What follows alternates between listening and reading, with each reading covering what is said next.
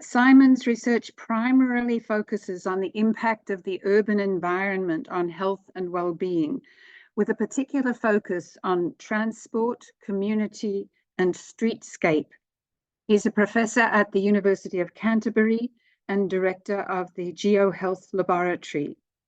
He's also seconded 2 days a week to the Ministry of Transport as their chief science advisor, where he advises the ministry on the evidence base of government policy.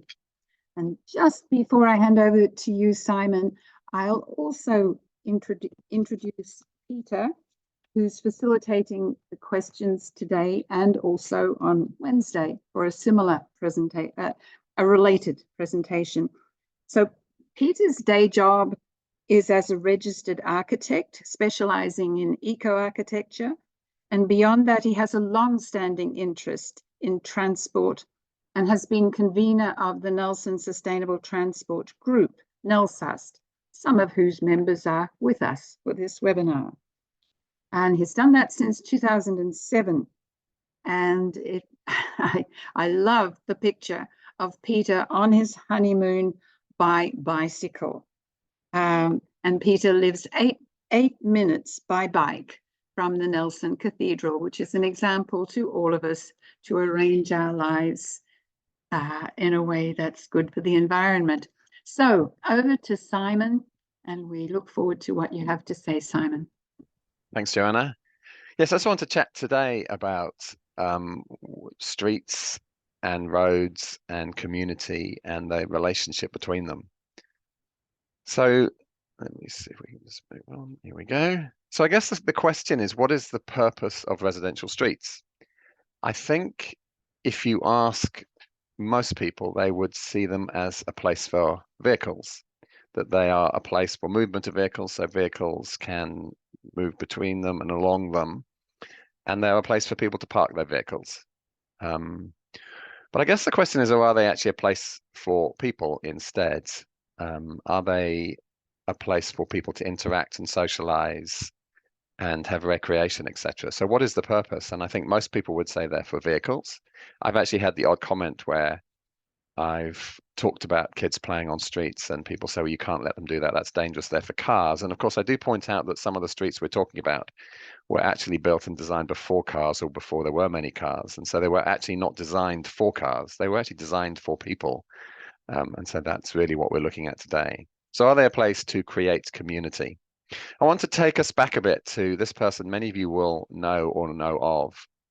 His name is Donald Appleyard. He was a British planner, but he worked in the United States in the 60s and 70s. And he did some research where he looked at the relationship between traffic volume and social interactions on 3 streets. And on the left-hand side, this is a heavy traffic street, so it has upwards of 16,000 vehicles. The middle street has around 8,000 vehicles, and the street on the right, which he defined as a light traffic street, had 2,000. And what he found is he asked people to mark on the map interactions with their neighbors, so neighbors they knew. So the lines that go across the street and up and down the street are people's indications of neighbors they knew.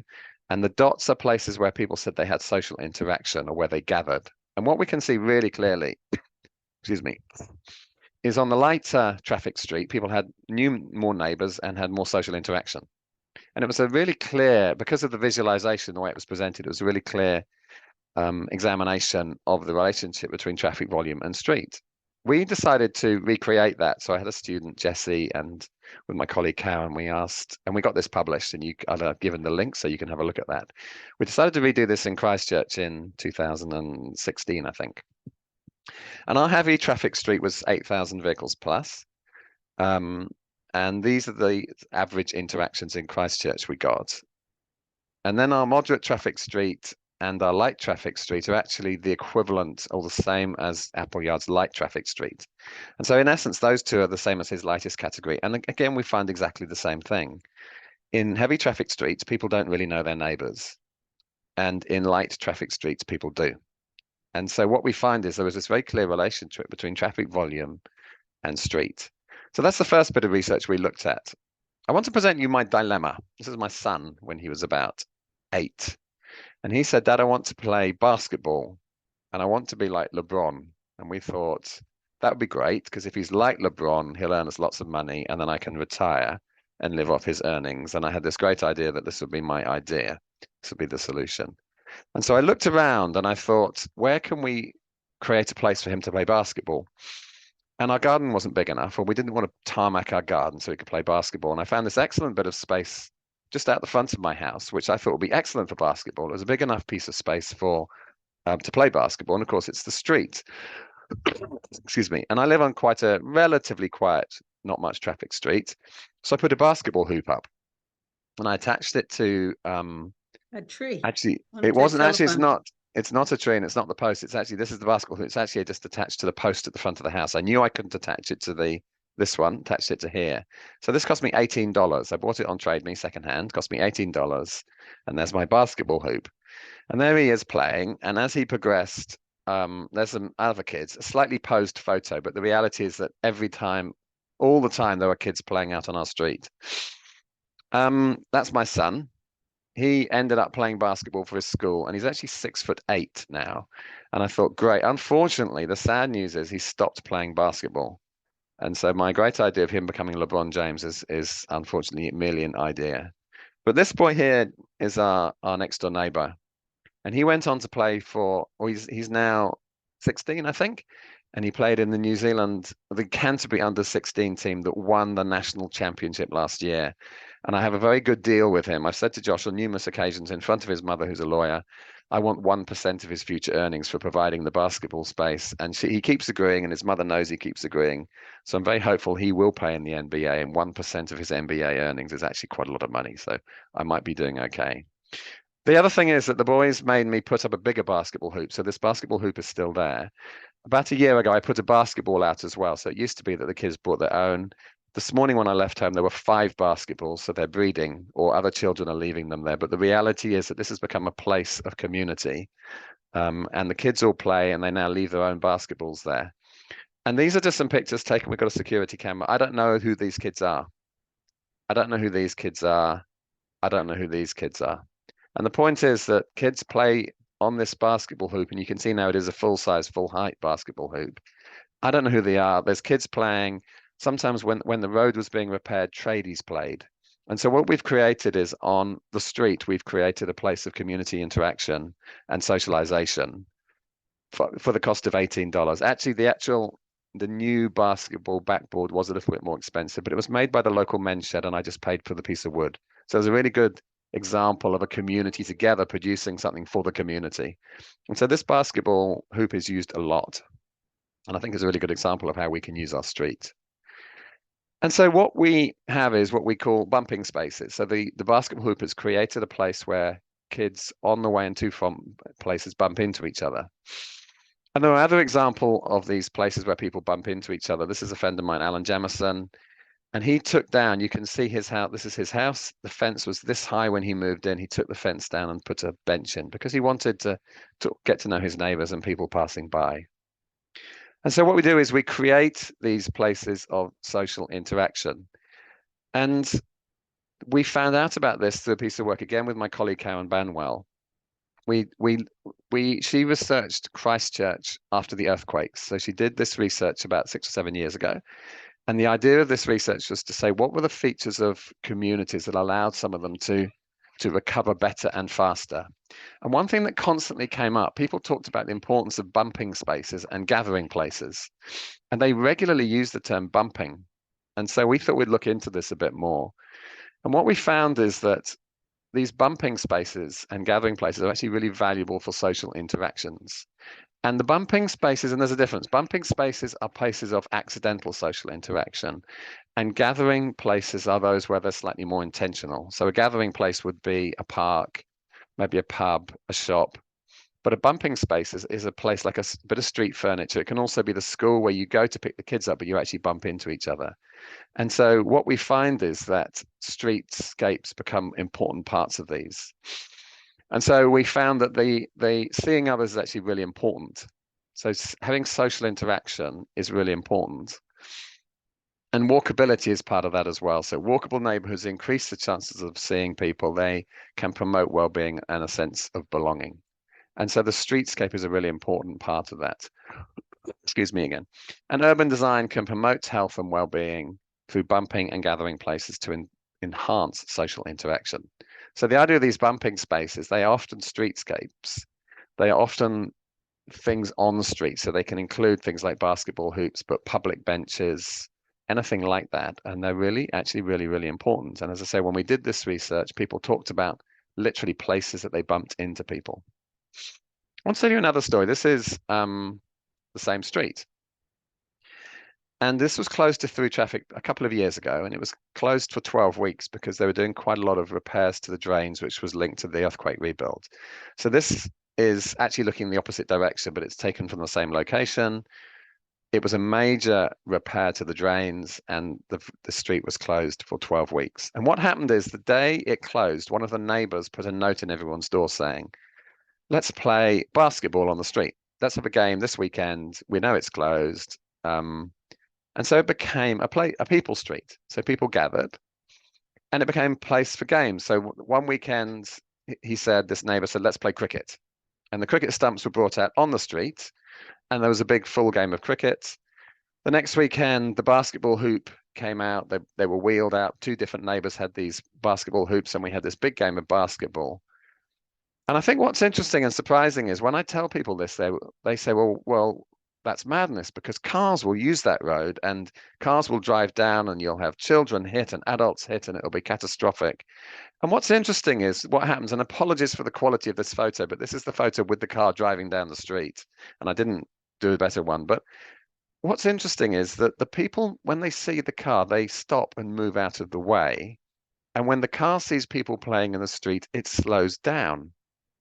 I know, radical, isn't it? The idea that people actually, when the street is tightly changed and it's used in different ways, people actually behave differently. And so, yes, we were playing cricket and basketball, and cars did drive down the street to get to their homes, but actually no children or cars were injured or killed in the game because people treat it respectfully. And the other thing is, of course, when you change the form of the street, in this case, it's stopping it being a through street to a no through street. The only people who drive down there are the people who live on it. And so the people who live on it know the kids and adults who were playing. And so cars slowed and people moved. And we changed the form and the function of the street for 12 weeks. The cars naturally slowed down because the people who lived there were the same people who were playing on the street. But it also became a social street. So when these games were happening, the adults came out with the barbecue and had glasses of wine and sat and chatted to each other. And so out of that, my colleague and I, Karen, again, and another colleague, Angela, thought, well, let's look at what happened and ask people about their experience of this street. And again, try and write it up as some research so that what we've seen can actually be seen in the slightly wider world to inform policy. And so again, we did a piece of research, we got it published. The title is The Opportunity of a Temporary Road Closure for Neighborhood Connection, Activity and Wellbeing. And so again, the links there. And you know, it's been peer reviewed as well. So the point about it getting published is it's been through a peer review process to demonstrate that it's quality research. So what we found on this one is that again, when closed to through traffic, the street was used as a place of recreation. So just by closing it to through traffic, the street was changed from a street just for driving down to a place of recreation. So we saw these games happen. We saw basketball one week, we saw cricket another week, we saw other activities.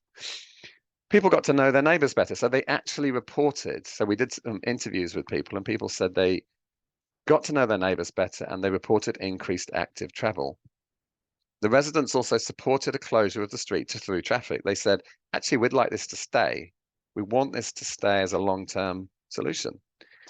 But they understood that there were disbenefits. So yes, they knew that it did slow them down. They couldn't use it as a through street themselves, but that the benefits of being slower and more able for kids to play, etc., outweighed the inconvenience of having to drive a little bit further on some occasions. But of course, those benefits, of course, if people are also transferring mode to active travel, then actually the total vehicle kilometers could be going down. Now, we couldn't check that because of the nature of the study. Now, this isn't the first time. I mean, what we did kind of seems a bit radical for New Zealand because we are one of the most car-dependent countries in the world. But actually, we know that in other places in the world, this is not unusual. This is an example of a graphic for what they've done in Barcelona with superblocks. So what they've done in Barcelona with the concept of superblocks is they've closed through access. So you can see that this is a typical street on the left, cars go through, cars parking, etc. And they've basically stopped cars going through. You can still access every single street, every single house in that community, but they restrict it so you can drive around those, but you can't drive through. So it disincentivizes cars from driving through. The other thing they've done in Barcelona is they've also changed vehicle speeds. So they've restricted speeds in these super blocks to 10 kilometers an hour. But what they found is that this is two images of the same spot. So you can see that on the left, it's a regular street with cars going through it. This is what it becomes. So they put temporary street furniture in. You can see people walking through. You can see a cyclist cycling through. And here's a bigger version of that same street, completely transform that neighborhood. And that particularly is important in a place like Barcelona, where people live in higher density living, so there aren't as many gardens. So you actually create open space and shared space, which might not be as important in New Zealand, but it will become more important as we increase density. As we increase density, which is happening certainly in Christchurch, and I imagine it's happening in Nelson, the need for greater shared space becomes greater. And these are other examples of what they've got in these Barcelona superblocks, and they've actually got a plan to transform the whole city. But it is sort of happening in places. So this is a part of Christchurch. This is a place, this is what it used to look like 10 years ago. And this is what it looks like now. Now, some of you who've been to Christchurch may be familiar. This is Riverside Market. And the idea that if you looked at the top left photo and you asked people, well, we want to close that to through traffic, generally the reaction is negative. People say, well, we need that to drive through. But if you said to people now, we want to take Riverside Market and take the pedestrian seating out and put traffic through, I think people would be filled with horror.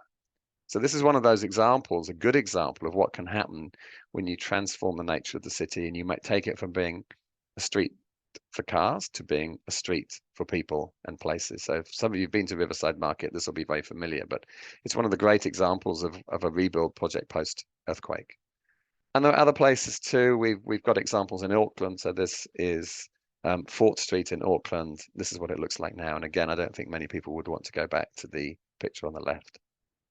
And again, it's also not new. This is what streets used to look like. This is the UK, but 70, 80 years ago. And if anyone's a fan of Call the Midwife, you kind of see these images of what it used to look like. And the idea that streets are for cars is actually a relatively modern concept. This street is the same street, and nowadays it'll have cars on. But it used to be that kids played on the top right, or nuns played, but it's not a new idea. It's just an old idea, but for some reason we think it's a bad idea now. And the place like the Netherlands, this is the sort of street they have. They have very clear signs saying, excuse me again, this is a street for people. So you expect when you drive down this, they're not stopping you driving down this street. But the image on the bottom right, it makes it very clear that you expect to see kids, people walking, kids playing ball. You can still have cars. And the sign at the top indicates that actually you can't go all the way through. So you can access it, but you can't go all the way through. And this is one of my favorite signs they use in the Netherlands, and it says auto to gast. And what it means is that cars can drive down there, but they're the guests. So this is a street where the primary function is for people and bicycles. Cars are very welcome, but they're welcome as guests. They're not welcome as the people who have primary usage rights. So I guess the question is, if we think reshaping and rethinking the way we use streets is a good idea, what can we actually do? And I think there are some things we can do as residents where we live. We can submit on and support good stuff. So councils often put out submissions. So one example that we've certainly been through, and I think is still happening, although it may have been slightly paused at the moment, is about speed limits. You know, one of the things that incentivizes people to play on streets and walk on streets and cycle on streets is lower speed limits. So I'd encourage you, if you ever get the opportunity, to support them. And there's a whole heap of evidence, and I can, again, happily send you some links, but there's a wealth of evidence why lower speed limits aren't just better for community, they're better for climate emissions, they're better for air pollution emissions, they're obviously better for crashes, etc. Another one is to support initiatives that reshape streets, or to submit them and to ask for them. So we did have a phase a few years ago of things like innovating streets and streets for people, and now that's been slightly curtailed by central government, but locally we can ask for these things to happen. We can ask for our streets to try things like modal filters or filtered permeability. But the other thing we can do ourselves, so those two are kind of supporting government and asking government to do things, but we can actually tweak our own street. We can put basketball hoops up. We can put seats out. We can put swings out. Down the end of my street, somebody's put tree fairies on the street, and kids walk down that street because they want to see the tree fairies in the street. When I put my basketball hoop out, I suspect it doesn't meet some local guideline, but I didn't check. And the first time I showed a picture of it was actually at a meeting at the council with the mayor and the councillors there. And I said, look, I put this up. I think it's really cool. I don't know if it meets your rules. And of course, no one has come along to my street and said, Simon, that's not within the rules and you can't do it. And so the reality is there's lots of things we can do to make our streets better. We can create bumping spaces. We can create places of social interaction. I'm not suggesting we start putting basketball hoops out on state highways, but a lot of the streets we live on, you can put a basketball hoop out and $20 on Trade Me if you're lucky. And we can create places for kids to play. And most of the time, if they're quiet streets, the neighbors will start knowing that they expect to see kids and say, my street, I think anyone who drives down there now expects to see kids playing basketball there. I've also another little project where I'm recycling pallets and turning them into benches, and we're starting to put benches around our community. So we paint them up and make them look bright. And part of that is that I know that that encourages bumping. It creates a bumping space. But the other thing we know it does is we know that one of the disincentives for people with mobility issues, particularly older people, is they can't walk long distances. They can walk quite long distances, but they need to stop on the way. So we're trying to create a sort of network of benches that allow people to walk to the shops that might be too far for them to walk in one go, but they might walk in 2 or 3 goes if they can have a seat somewhere. So we've got about, I think in my community, we've got about 15 benches now dotted around. And again, I haven't asked anyone's permission, except the neighbor. I asked the people whose land abuts the bench, but in other places, we've just put them out. And we put a little notice saying, if you've got any questions about them, there's an email address and people can contact us, but we don't ask permission. We will seek forgiveness afterwards if we have to. And as I say, no one's complaining and people say they like them. So I guess my end is that if you plan, this is quite a well-known quote from a guy called Fred Kent, and he says, if you plan cities for cars and traffic, you get cars and traffic. And that's what we've done with many of our cities. But if you plan for people and places, you get people and places. And this photo is from New York City, where they've done some amazing things in the center of New York, led by Jeanette Sadiq-Khan, who many of you will have heard of. And I put the same quote on my street, that if I plan my street for cars and traffic, we get them. But if you plan for people and places, you get people and places. So thank you very much. Have some questions. So I stop sharing my screen now as well. Yep. Yep. Unmute might help. Cool. So if people could any questions they've got in the chat, that would be good. But perhaps I'll lead off. Simon, your title of this was perhaps a bit provocative, and it being a binary thing. You either make streets for people or for cars. But as you gave that example of closing off your street, cars were still able to access it. But it's really about dominance, isn't it, that you're talking? Is that right? Absolutely, because I don't think by saying it's a street for people, you're excluding cars because people drive cars.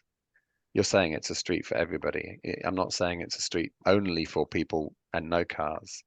It's just saying at the moment we tend to make streets and we engineer streets to be places that actually make them quite unsafe for people who don't have cars. And all we're saying is let's just reframe it and make it. And often this is just slowing down speeds, narrowing them slightly, and making them places that everybody can use, whether they're in a car, not in a car, etc., etc.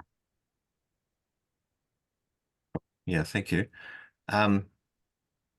Also, I was contemplating the difference between you or having your street shut off with the roadworks compared with the normal cul-de-sac. And of course, a normal cul-de-sac doesn't act like a modal filter. You know, with those roadworks, you could still get bikes and walkers through there. whereas most cul-de-sacs don't have that permeability for active transport, do they? So Yeah. A normal cul-de-sac would not necessarily be nearly as good as what you're promoting, is that right? I think so. I think the cul-de-sac still creates place. It still slows traffic and stops traffic going through, so it's good for social interaction. But you're right, it doesn't provide the permeability for pedestrians and cyclists. The best example of a place that's really done that is a place called Houten in the Netherlands. And Houten has literally provided amazing permeability for walking and cycling. And they've made it very difficult to drive through the city. So there's a couple of ways you can drive through, but you can't drive from the edge into the center. If you want to go from one side of the city to the other, you kind of have to go out and round. But they've really almost invented this concept of filtered permeability. Okay, cool. A question here from Lindsay. You mentioned there are lots of research. Is there some on the accident rate generally in use in shared use streets? I think there is on speed limits. So there's very clear stuff on speed limits. On shared use streets, certainly in New Zealand, the problem is, of course, we don't have many of them. So there's no data for New Zealand because we have virtually no shared use streets. I don't know if it's even possible to get that just because it's quite difficult because the small number of shared use streets. But I would expect it to be virtually none. I actually, when I was in the ministry 3 years ago, I was looking at some work on cycle helmets. And obviously we have the cycle helmet law. And one of the suggestions I made is maybe we say, well, let's have no cycle helmets required on streets below 30 kilometers an hour or separated cycleways. And so very quickly, somebody did me some analysis and found there was no evidence of a cycle injury, I think, or certainly a fatality on a street below 30 kilometers an hour and or separated cycleway. And so I thought that was a good starting point to try and get this law changed, because I think the law on helmets is just it's a bit unnecessary. So but I think going to the question, it's really difficult to do that just because of this tiny number of shared streets. Yes. Okay. A question from Michael is about these bump and gather places that you've been doing as a community initiative. Should it be up to council as well to be making changes like this? I think a bit. I think both. I think one of the things we should understand is the importance of those bumping and gathering spaces. So gathering places, I suppose, tie in a little bit to the 15-minute community, the idea that there are places close enough to walk to so that everybody can walk to places. The bumping spaces stuff, yes, I think if councils acknowledge them, they would make it easier to make sure there are park benches, basketball hoops, etc., etc. But I think we can also do some of that stuff ourselves. We can put a park bench outside our front garden on the front, so we can do some of that stuff. Yeah, and a lot less bureaucracy, a lot less waiting. Yep. Yeah. Sarah asks, the in NZTA Streets for People funding create a lot of unrest in Richmond. Yep. Those who opposed it are angry at the loss of their parking. Yep. Say that what happens in the rest of the world, sorry, I just lost it, doesn't apply here. And there's nothing wrong with roads previously in terms of accidents, etc. Yeah. How do we answer this? Yeah, very good question. And so I'll just give you not only Richmond, but my street, we used that research to justify trialing a modal filter on my street. It was going to be a trial and it was going ahead, and then one or two people complained and the council got cold feet and cancelled it. So we've had exactly the same thing. I think the point is that the whole idea of trialing stuff, which is what the Reshaping Streets and Innovating Street was about, is to let people try things, because we know there's a lot of evidence that says that if you say you're going to take away parking or restrict access, people get very angry because they can't imagine what it would be like. But if we trial things, you can actually say, we're going to try it and see. And that is part of the reason why it is now easier to do these trials. And so the Labour government pushed through a rule change to say that the trial is the consultation. So we don't have to do the consultation before.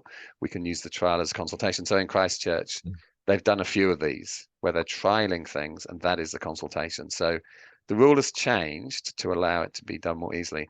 About the example of international examples, the reality is that most of the time we're not that different, but we think we're really, really different, but we're not. And so I think this is the beauty of trialing stuff. We need to trial stuff more, because most of the time people quite like it. I've actually got a student looking at a project looking at people's change in attitudes before and after things are trialed to see if we can also say, look, we know in this country, the vast majority of people like things that they said they wouldn't like before.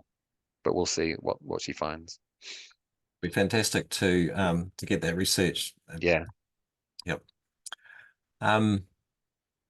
Right. US organisation Strong Towns is keen on limiting speed by road designs, rough edges, little uncertainty, etc., than speed signs. What's your view on this? Good question.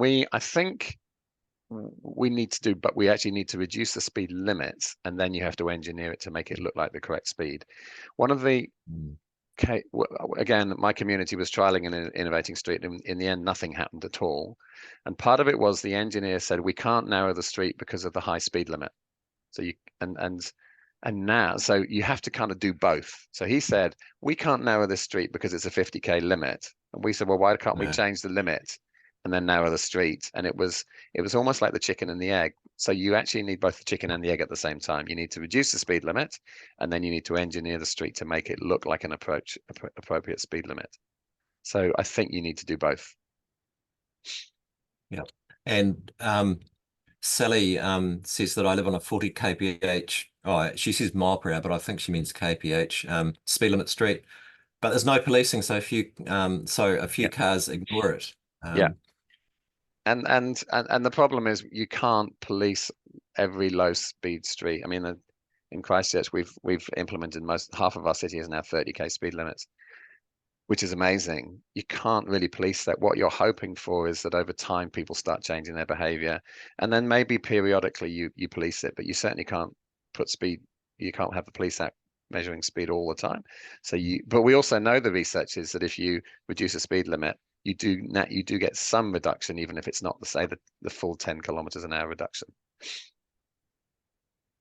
Okay, here's a sort of question out of left field, perhaps. Does the wide variety in velocity capability of current cycling scooting options cause an issue, especially when helmets are not universally required? For instance, my e-bike can go 45k. Just a bit ridiculous. I mean, no. I mean, I think so. On bikes, helmets are universally required. They're not on scooters, of course, which I think is important that we don't stop making everybody wear helmets, because I think the helmet law needs some thought anyway.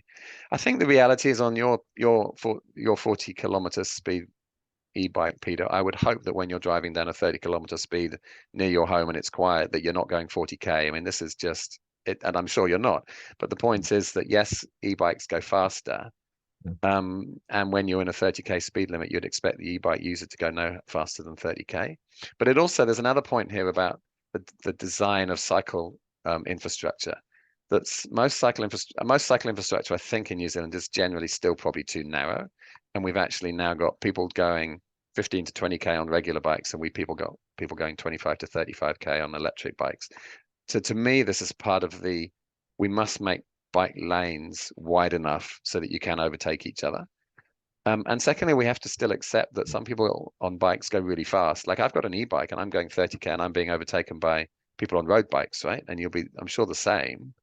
And that's absolutely fine. We shouldn't then start prohibiting cyclists from being on the road and force them onto cycleways, because actually cyclists go different speeds as well. So we've just got to accept that our infrastructure is, there's on cycleways, you're expecting people to go slow, and if people want to go faster, sometimes they're actually going to have to go on the road still, and that's okay. Not sure that's fully answered the question, but yeah, we have to plan for a changing landscape with faster e-bikes. Absolutely. Okay, Joanna, how much time have we got here? You're on mute. You're on mute, Joanna. I can't hear you. I can't hear you. Okay, plenty of time, Peter. We've got up to 20 minutes. Right.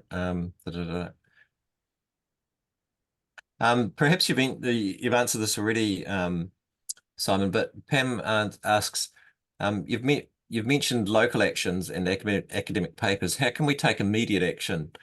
We find it really hard to get in the ear of people who make decisions about streets and road improvements. I would say Oh, that's don't give. meant to be intermediate. Sorry.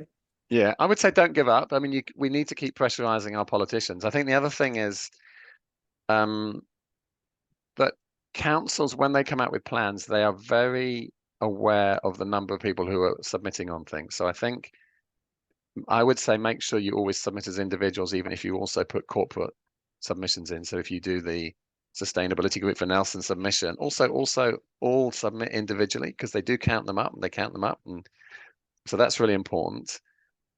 So keep in the ear of your politicians, let them know you're there, and try and broaden the reach. The other thing I think is really important in terms of putting submissions in is they love submissions from kids. So mobilize your young people, the schools, and get them to go along and make public submissions. And the other thing is just do stuff. You know, when my street was temporarily closed, it wasn't the council who organised a game of basketball or a game of cricket. It was one of the residents just said, let's do this. The council, it wasn't the council who put my basketball hoop out. So make sure you put your basketball hoop. So there's stuff we can do.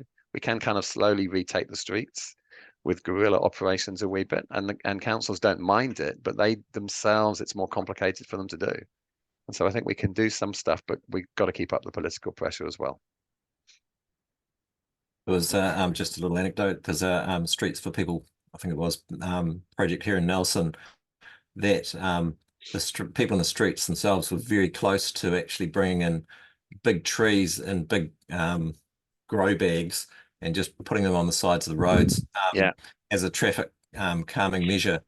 And perhaps the threat of that actually caused a little bit of council action. I think sometimes we do have to be a little bit careful that we're not making things more dangerous. And I think that can happen. Yeah.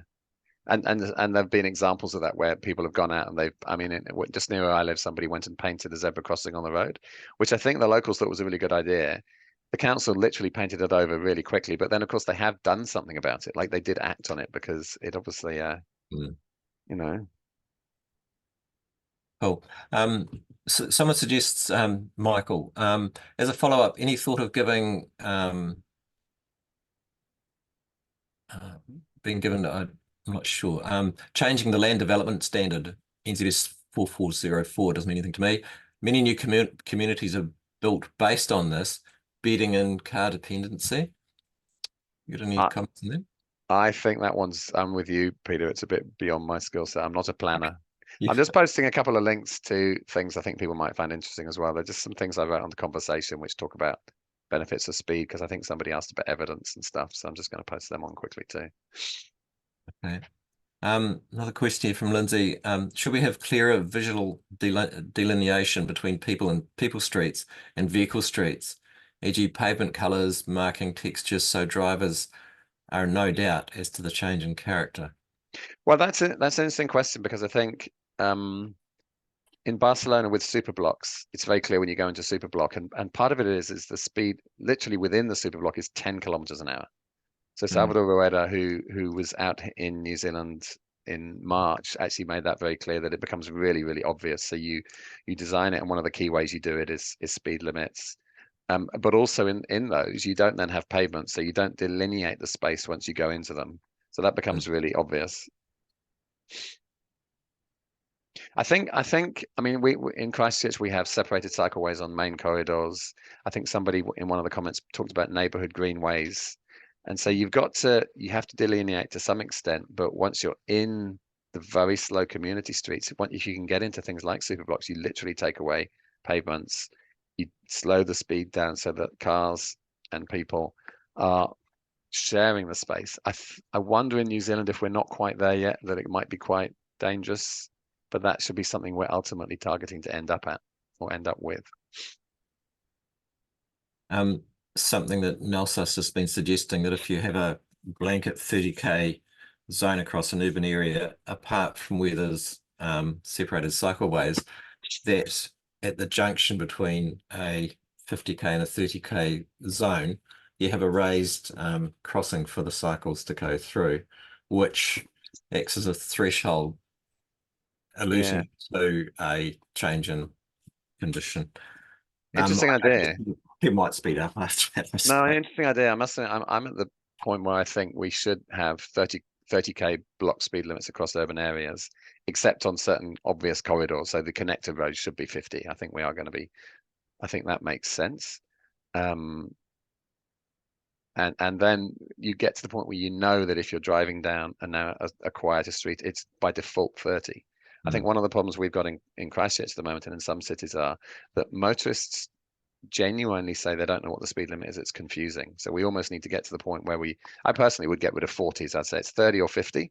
Yeah. And if you're on a connector street, it'll be obvious. And it'll be 50. And once you turn off those, we just get to the point where we know they're 30. And I think they're starting to do that in vast parts of Europe. Yeah. Well, the reference you made was that Tasman has a rolling project for residential greenways, and there's a link to that on the chat, which is fantastic. Yeah, in a way, in quite a big way, actually. Richmond has shown the way for Nelson, even though it's supposedly a sort of a rural servicing town, or at least that's what it started out as. Cool. I think we're just about running out of questions here. There's one related to that about shared greenways versus bike lanes, and I think that we've sort of covered that, but I think you need good separated cycle lanes on main roads. And in Christchurch, there's some of the opposition to cycleways is that they're expensive, and they talk about them being gold plated. But I think where you've got a cycleway going down a main road, you actually need to spend some money to separate. And once you go off the main roads, if you can slow traffic down, put some filter permeability in, your greenways don't need very little infrastructure. So in Christchurch, one of our main cycleways goes from the town centre out to the university. Some of the ways it goes through Hagley Park. There are bits where it has physical separation. And once you get near the university, it's on a 30k street with very little traffic, some sort of filter permeability, and it's incredibly cheap. And the problem is people pick on the expensive bits and say cycleways are expensive, but I think it is horses for courses. Sometimes you have to spend money to separate on main roads, but wherever possible, we should just be calming residential quiet streets, putting some filter permeability in, or some modal sifters or modal filters, and making those cycle priority streets. And actually cycleways can be really cheap. And if you extend that to the superblock concept, which is what they do in Barcelona, they kind of don't put any infrastructure in for cyclists because they make those streets so slow and so calm that you don't need anything else. It becomes a really safe place to cycle. So I think this myth that cycleways are expensive, they are sometimes, and they need to be sometimes, but a lot of the time they don't need to be. Yes, but my understanding was with Barcelona, those super blocks are perhaps 6 blocks wide or something, but in the perimeter, you've got presumably cycle lanes on those major routes. I think they have some cycleways, but they also have bus priority in those. So I think the idea is you encourage the cyclist to cycle through the super block. Where they join the main roads, you have to put some infrastructure, and then the cyclist keeps cycling through the super block. Okay. Right. Oh, interesting. Paul Jennings, I'd love to see traffic planning taught in schools. Kids we've engaged with on specific projects have had very little idea that streets could be designed differently and that their experiences and voices were important. Once they realized that they could affect outcomes, and that the grown-ups were listening, they became very involved and have helped shape significant change. It would be great to see all kids taught that they can and should expect better from traffic planning. Good question. Coming from that. Yeah. Okay. Are there any examples in New Zealand where a suburb has done residential streets for people well? I don't know if there's a whole suburbs. I think there are many examples. I mean, some of the Innovating Streets projects and Streets for People projects. In London, there's a place where they've called a project like Little Holland or something, and they've done it across an area more. But yeah, I'm not sure there's whole suburbs. Okay. Can you give more detail about how you've created bump spaces, e.g., where do you get materials and designs for your seats? So the seats we just get pallets. So we just use pallets, and you can find pallets everywhere, or certainly in Christchurch, there seem to be lots of pallets. I'm just going to share a link about the benches. So the benches, I make some of them, and I'm totally unskilled, and I make it up as I go along. But I also have one of the other guys who makes them is a furniture maker, and he makes these beautiful ones. And he does it. This is his. We do it once a month. So I put some, and you can look at our maps and just see some example ones. And so they're a mixture of my colleague Bevan, who makes beautiful ones, and me, who makes very ugly but functional ones. And we spend a bit of money on paint and nails, but we use them out of pallets. Okay. It's from Timo. Many people don't seem to understand or are ignorant to the purpose of street changes. Do we need better PR or education of the general public about these things? Almost certainly. And I think Waka Kotahi have tried. So they have some good resources, and there's some excellent people leading some of that stuff. I think it's also your comment about better examples. We need some good examples. I mean, the only, I showed Riverside Market in Christchurch, but we actually need some better residential ones, I think, of what it can look like and before and after. And this is hopefully this research my student will help shed some light on it. But we need better examples that people can talk about and say, look, I was anxious about what was about to happen, and now it's happened, and it's magnificent, and I think it's fantastic. Yeah. How do the benches get attached to the ground? They don't. Mhm. They can be moved. Yeah. So it's honestly, this is really low tech, unsupported by anybody. You can click on our map and see where they are and see what they look like. Some of them people have chained to their own fences to stop them being taken, but I kind of take the view that if somebody takes one because they think it looks nice, hopefully it'll end up it's usable. I don't think people take them because they're beautiful benches. Yeah. Do you have any comment about the community concern about parking removal in front of their homes affecting the value of their property? It almost certainly will increase the value of their property, but it's one of those things that it's a constant frustration, because when you make streets more interesting, in many parts of the world, streets are promoted based on their livability, based on having cycleways, etc. I don't think having parking in front of your house increases the property. I think businesses argue it's important to them, but most of the research says businesses don't do any worse, and if anything, they do better when parking is removed and other things are put in front of their land. It's just this, it's an almost irrational thing, which the evidence does not support, that you need parking outside of your house. And most of the time, I mean, Barcelona is unusual in that they almost forbid parking anywhere. They're quite militant about it. But in this country, we're not talking about taking parking away from every single house. We're just talking about restricting the amount of parking. Cycleways don't take all the parking away. They take it away from one half of the street generally. As I said, and also the other thing I think is really important to understand is that you don't own the parking on the street in front of your house. You do own the parking space on your house, but you don't own it. So we kind of need to change that mentality about who actually owns public space. And also, no one's stopping people having parking on their own property. Absolutely. Yeah, absolutely. Yeah. Yeah. Another question here. This is perhaps peripheral to residential streets, but please comment on the value of grade separation of different modes at key intersections. I think that's probably slightly more of an engineering question. I'm probably not able to answer that one. I mean, I think, well, one of the things we know about cycle infrastructure is you have to make the worst bit of the route safe. So a really good cycleway is not good if you don't have any infrastructure getting you through the junction, because the junction's the bit that's the worst bit. So I think there's definitely, I'm not sure this is quite answering the question, but you have to make the worst bit of the journey people feel safe for cycleways, if that's what this is talking about. And so we know that the biggest barrier to people cycling is they don't feel safe, so you have to make them feel safe. Infrastructure makes them feel safe. But if you take away the infrastructure when you cross the junction, then you haven't succeeded. I think that might help with that one. I'm not sure. Okay. Any tips for communicating with people opposed to pedestrian-friendly streets? You have to be very resilient, because when in my own community, when we did this, my colleague was trying to talk to people on the street, and people were quite abusive, and I got a lot of abuse on social media. I think the more evidence we can have helps a bit, but sometimes people don't want to listen to the evidence if you're taking a parking spot from out of the front of their own house. So sometimes if that's partly what council officials' job is to do, is to front that stuff, because if you're a local resident advocating for something, it becomes quite personal. And my own experience is not, it's not nice people giving you abuse about something when you know they're wrong. Did I say that? Yep. And of course, it's the benefit of a temporary trial, isn't it? If the objectives know that it's time bound, and then we're having a consultation, and it can easily be put back. It's not permanent. Then I think a lot of their objections melt away, don't they?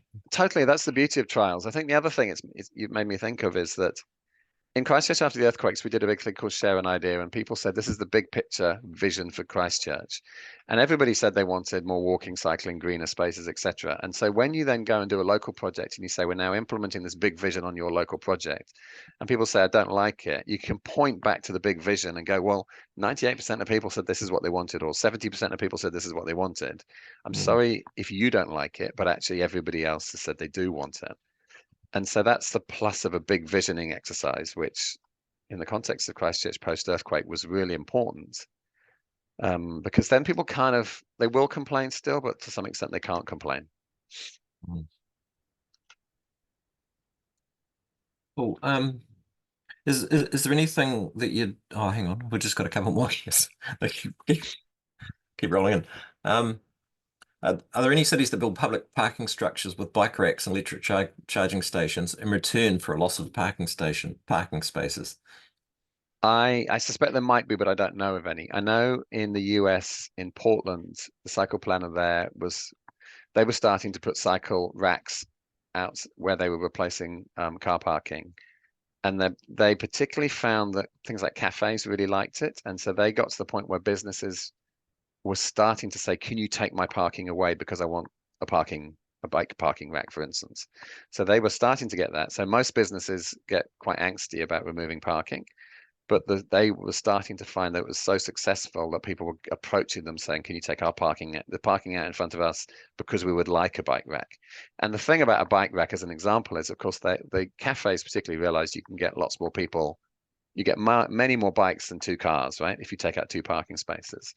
And the other thing they found is that bikes are quite permeable to look through. You can look through them. If somebody has a cafe and they park it, if you put your big white van in front of the cafe, you actually can't see the cafe. So they suddenly started seeing some of these other benefits of well, but I'm not 100% sure about kind of this idea of negotiating with parking structures or not, or bike parking structures and electric charging. Peter, we'll have to begin to wind up the questions at this point. Well, Simon, will I just leave it up to you to finish off with anything that you'd like to add that well, only that I've really enjoyed the questions and the discussion at the end, because I think and it sounds like you've got some good examples and you're really passionate. And I put a few links in, so if there are some links and they're conversation articles. And one of the nice things about the conversation is it tries to take academic research and put it in lay language, and we try and add as much evidence as possible, because there's a heap of evidence that supports the sort of things we're talking about. And I guess when you're putting submissions in, the more evidence you can put in, actual research is a good thing. So also people feel free to email me at my university address, because my Ministry of Transport address ends this week. Yeah. Thank you very much. Joanna, do you want to close off? I shall, yes. And I'll add to your thanks to Simon. Loved your stories and simple examples of what people can do to make streets for people. And also note, particularly from your visual images, the issue of the beauty of a city is wrapped up in this too, that it just makes places more beautiful to have streets for people. Yep. So thank you very much, Simon. And Peter, thank you for convening the questions. And let me just mention to the audience that in 2 days' time, there's another noonday webinar closely related to this on urban form. The presenter will be Timo Neubauer, who is in our audience. And again, Peter will moderate the questions.